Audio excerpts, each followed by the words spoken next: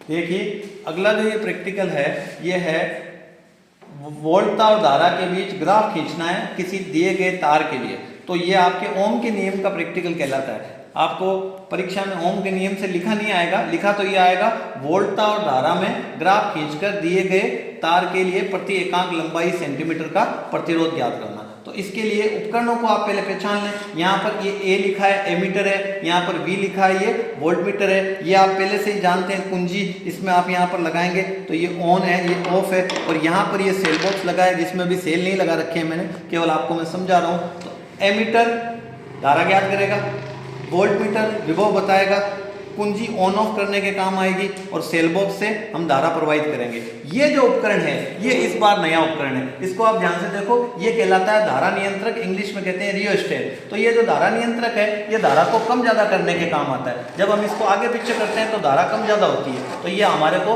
Reading लेने के काम आएगा। तो सबसे पहले इस प्रैक्टिकल में हमें जाते ही क्या करना है, वोल्टमीटर का अल्पतमांक परास बटा भागों की संख्या ज्ञात कर लेंगे। फिर एमीटर का अल्पतमांक परास बटा भागों की संख्या ज्ञात कर लेंगे, और ज्ञात करने के बाद जब हम इसको स्विच को ऑन करेंगे, अभी सेल नहीं लगा रखे हैं, मैं आपको इसकी विधि समझा रहा हूं। जैसे ही आप इसको ऑन करोगे वोल्टमीटर और एमीटर दोनों में रीडिंगें आ जाएंगी। अब आपको धारा नियंत्रक से इसको धीरे धीरे 0 से प्रारंभ करके 10, 20, 30, 40, 50, 60 तक आपको बढ़ाना है, और 6 रीडिंगें लेनी है। और 6 रीडिंगें आपको बढ़ते क्रम में या घटते क्रम में लेनी है, हो सके तो बढ़ते क्रम में रखना। तो आपको यहाँ पर रीडिंग लेते समय ध्यान रखना, केवल आपको खानों की संख्या गिननी है, परास बटा भागों की संख्या अल्पतमांक से गुणा कर देंगे। तो यहाँ से आ जाएगी वोल्टता, यहाँ से क्या आ जाएगी धारा। और आप यहाँ पर ध्यान से देख पा रहे हैं तो शायद आपको दिखाई दे देगा, ये प्रतिरोध तार लगा है वोल्टमीटर के समांतर क्रम में। देखो यहाँ पर एक प्रतिरोध तार लगा है, तो ये जो वही आपका तार है जो हमने मीटर सेतु में भी काम में लेते हैं। तो ये आपका प्रतिरोध तार नाइक्रोम का बना हुआ है,